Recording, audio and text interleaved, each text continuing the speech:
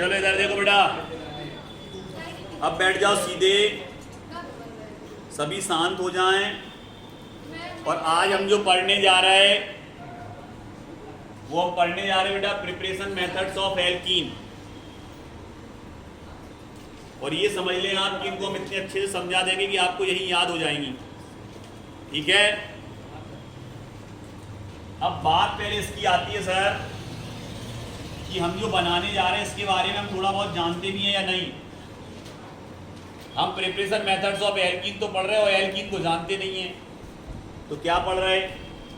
तो sir alkene वो होते हैं जिनमें कार्बन कार्बन के बीच डबल बॉन्ड होता है, वो एल्कीन होते हैं। और जिनमें सर कार्बन कार्बन के बीच ट्रिपल बॉन्ड होता है वो एल्काइन होते हैं सर। और जिनमें डबल बॉन्ड होता है वो एल्कीन होते हैं। तो पहले ये तो पता हो एल्कीन क्या होते हैं। तो आज हम ये बनाएंगे सर, ये ऊपर वाला एल्कीन डबल बॉन्ड वाला। तो डबल बॉन्ड बनाने के लिए सबसे पहले हमने क्या लिया? तो सबसे पहले सर आप क्या करा रहे हैं? तो सबसे पहले हम करा रहे हैं हाइड्रोजनेशन। तो वो भी किसका? एल्काइन का हाइड्रोजनेशन करा रहे हैं। मतलब इससे हमें ये बनाना है, एल्काइन से एल्कीन बनाना है। तो जैसे ही आपने वहां बताया हमारे दिमाग में आ गया तुरंत क्या करना है सर। आप आ गए समझ में, ये करना चाह रहे हैं आप कि सी ट्रिपल बॉन्ड को आप सी डबल बॉन्ड में कन्वर्ट करना चाह रहे हैं सर। ये करना चाह रहे हैं आप, एल्काइन से एल्कीन बनाना चाह रहे हैं। कब बनेगा?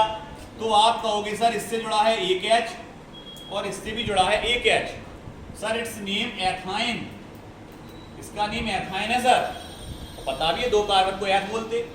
प्लस रिएक्शन किससे करा रहे हैं इसकी? हाइड्रोजन से। क्योंकि हम करा क्या रहे हैं? ये लिखा है देखो हाइड्रोजनेशन, हाइड्रोजन से रिएक्शन। हाइड्रोजनेशन का मतलब हाइड्रोजन से रिएक्शन। किसकी रिएक्शन? एल्काइन। तो हाइड्रोजन ले लिया, एल्काइन ले लिया। इसके ऊपर बेटा हमने लिख दिया पीडी प्लस सी। इसको बोलते हैं, पीडी होता है पैलेडियम और कार्बन, कार्बन बोले तो चारकोल, चारकोल का टाइप, कार्बन का टाइप चारकोल। तो इसको हम बोल सकते हैं पैलिडिएटेड, क्योंकि इसमें पैलेडियम है इसलिए इसको बोल सकते हैं हम पैलिडिएटेड चारकोल। ये ऊपर क्या लिया आपने? पैलिडिएटेड चारकोल की प्रेजेंस में रिएक्शन कराई या हाइड्रोजनेशन कराया किसका? तो क्या होगा? यहां से बॉन्ड ब्रेक होगा और एक हाइड्रोजन इससे और एक हाइड्रोजन इससे एक्स्ट्रा जुड़ जाएगा। क्लियर? तो यहां से एक बॉन्ड ब्रेक हुआ और एक हाइड्रोजन इससे जुड़ा और एक हाइड्रोजन इससे जुड़ा और देखो ये क्या बन गया? Double bond, ethyne. पहली रिएक्शन सबको क्लियर? सिंपल है, पहली रिएक्शन सबको अच्छे से आ गई। दूसरी की बात करते हैं। अब हम बात करते हैं यहां पर बात करते हैं। सबसे पहले अपन ने क्या लिया? सी। क्या कह रहे हैं? क्या? अच्छा एथाइन लिखा, एथीन कर लो। क्लियर? अब यहां पर अपन क्या करा रहे हैं बेटा? Dehydration of alcohol. अब सर एल्कोहल क्या होता है इसको समझे। एल्कोहल वो होते हैं बेटा जिसमें कार्बन से OH जुड़ा हो, वो एल्कोहल होता है। और हमें इसके लिए कितने कार्बन चाहिए? एल्काइन के, एथीन के, एल्कीन के लिए 2। मतलब ऐसे 2 कार्बन से आगे क्या जुड़ा हो? OH। तो ये एल्कोहल है। अब कोई बता सकता है इससे कितने कितने H जुड़ेंगे? तो आप कहोगे सर इससे जुड़ेंगे 3H, सर इससे जुड़ेंगे 2H, और सर इस वाले OH को यहां या इस वाले H को यहां भी लिख सकते हो आप, कोई दिक्कत नहीं है, कहीं भी जोड़ दो। क्लियर? तो ये क्या है? तो आप कह दोगे sir it is a CH3 bond CH2 bond OH। Commonly बोले सर तो it is a C2H5OH। C2H5OH को क्या बोलते? एथेनॉल, एथिल अल्कोहल, शराब, वाइन। एथिल अल्कोहल का फॉर्मूला है ये। इस एथिल अल्कोहल की जगह अब हम यहां एथेनॉल ले रहे हैं, मतलब एथिल अल्कोहल ही ले रहे हैं। तो हम इसको ऐसा लिख सकते, बिल्कुल लिख सकते सर, जैसा आपने अभी लिखा था H और यहां पर OH। अब इसकी जैसे ही रिएक्शन कराएंगे सर, किसकी प्रेजेंस में रिएक्शन होती है? तो इसकी रिएक्शन होती है सर कंसंट्रेटेड H2SO4 की प्रेजेंस में। जैसे ही कंसंट्रेटेड H2SO4 की प्रेजेंस में इसको हम हीट देंगे बेटा, गर्म करेंगे, यहां से निकल जाएगा H और यहां से निकल जाएगा OH। मतलब क्या निकल जाएगा? वाटर। वाटर का एक मॉलिक्यूल एग्जिट हो जाएगा बेटा। तो क्या बचेगा सर? ये हमारे पास बचेगा C।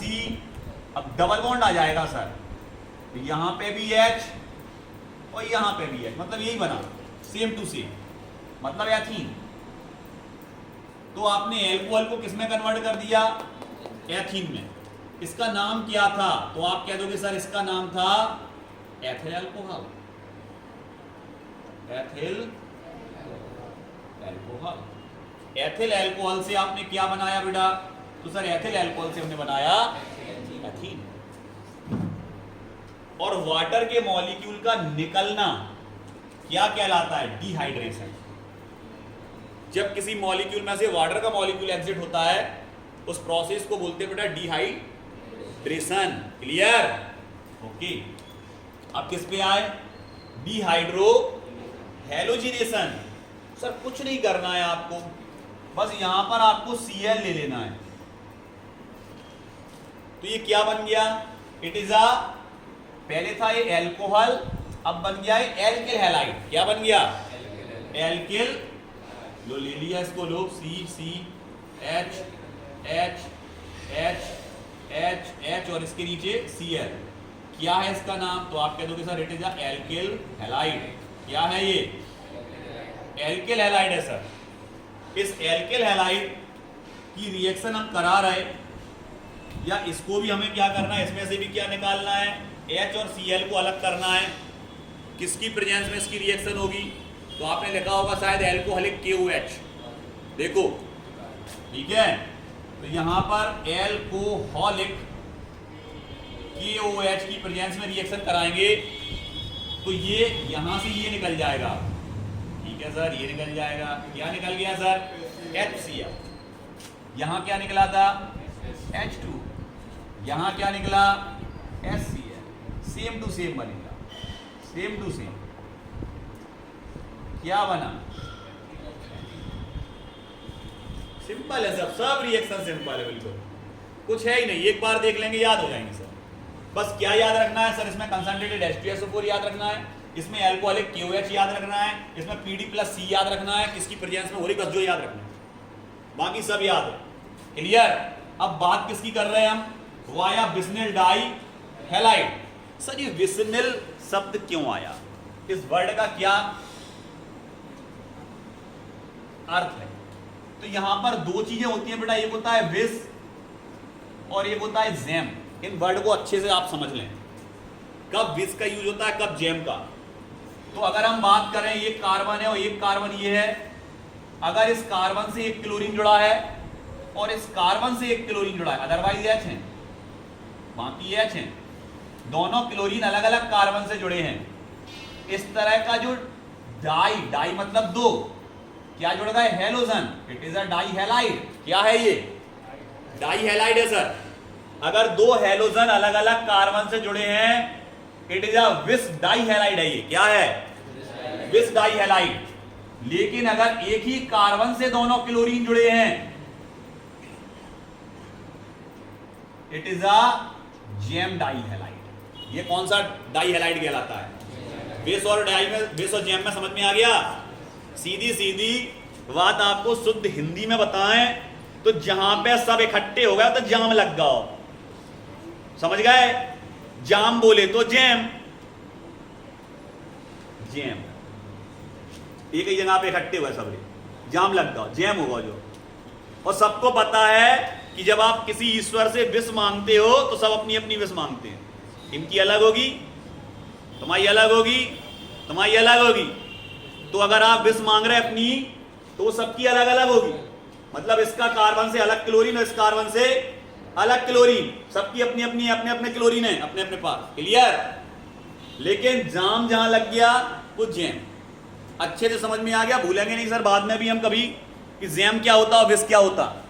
आ गया समझ में? इसको मिटा दे रहे। किससे बना रहे आप? जैम से या विष से? सर हम बना रहे हैं vicinal die halide. Vicinal die halide मतलब अलग अलग कार्बन से क्या जुड़ा होगा? क्लोरीन। तो सर इससे क्लोरीन जुड़ा, इससे क्लोरीन जुड़ा, और यहां H, यहां H, यहां H, यहां H। तो क्लोरीन की जगह हम Br ले ले रहे हैं बेटा, ब्रोमीन ले ले रहा है, क्योंकि ये जिंक से बहुत अच्छी रिएक्शन करता है। तो Zn से जैसे इसकी रिएक्शन कराएंगे, Zn दोनों Br को लेके अलग हो जाएगा, ZnBr2। क्या बना बेटा? Zn जिंक ब्रोमाइड बना। अब यहां से Br हट गया, यहां से Br हट गया, देखो सेम वही पोजीशन पे हट रहा है दोनों, फिर डबल बन जाएगा, यही का यही। फिर तो सर कॉमनली अगर हम देखें तो चारों की चारों रिएक्शन में हम गौर से देखें तो देखो कॉमन सबस्टेंस बन रहा कि नहीं? बस निकलना क्या है पता होना चाहिए, किसकी प्रेजेंस में रिएक्शन हो रही, किसकी प्रेजेंस में रिएक्शन हो रही, ये पता होना चाहिए। सर वाटर का मॉलिक्यूल एग्जिट होता है, डिहाइड्रेशन। अगर हेलोजन मॉलिक्यूल निकलते हैं, हेलोजिनेशन।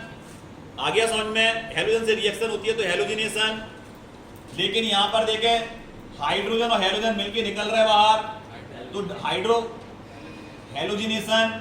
वाटर का मॉलिक्यूल निकल रहा, डिहाइड्रेशन। अगर एक कोई एलिमिनेट हो रहा, कोई मॉलिक्यूल, किसी एक मॉलिक्यूल के अंदर से कोई दूसरा मॉलिक्यूल एक निकल के, मतलब दो एटम निकल के मॉलिक्यूल के फॉर्म में क्या हो रहा है? एग्जिट हो रहा है। तो इस तरह की रिएक्शन को हम एलिमिनेशन रिएक्शन भी कहते हैं। क्या बोलते हैं? एलिमिनेशन रिएक्शन भी बोलते हैं बेटा। तो कभी कभी ये इस नाम से आ जाती है, कौन सी? डिहाइड्रोहेलोजिनेशन को हम बीटा एलिमिनेशन कहते हैं। वाई? क्यों ये बीटा एलिमिनेशन क्यों है सर? इसका भी रीजन आप समझें कि इसको बीटा एलिमिनेशन क्यों बोला। अगर हम बात करें दो कार्बन की, तो इस पर देखो क्लोरीन जुड़ा है, बिल्कुल जुड़ा सर, इस पर क्लोरीन, इस पर क्लोरीन जुड़ा, यहां जोड़ दो चाहे यहां जोड़ दो, कहीं भी जोड़ दो। जिस कार्बन पे क्लोरीन जुड़ा होता है वो कार्बन होता है अल्फा। क्लियर? उसके बाद वाला कार्बन कौन होता है? तो अगर अल्फा क्लोरीन यहां से हट रहा तो हाइड्रोजन इसका नहीं हटेगा। हाइड्रोजन कहां से हटेगा? बीटा से। इसीलिए इसको क्या बोला था? Beta elimination. क्लियर? आ गया समझ में कि जिस कार्बन का क्लोरीन हटेगा सर, उस कार्बन से हाइड्रोजन नहीं हटेगा, फिर बीटा से हटेगा। क्लियर? अगर मान लो इस तरफ एक और कार्बन होता तो ये भी बीटा कहलाता और ये भी बीटा कहलाता, तो इससे भी हाइड्रोजन हट सकता था और इससे भी हाइड्रोजन हट सकता था। क्लियर? तो बीटा एलिमिनेशन में इस तरफ के बीटा से भी निकल सकता है और इस तरफ के बीटा से भी निकल सकता है, लेकिन बीटा एलिमिनेशन में बीटा कार्बन से ही हाइड्रोजन निकलेगा। क्लियर?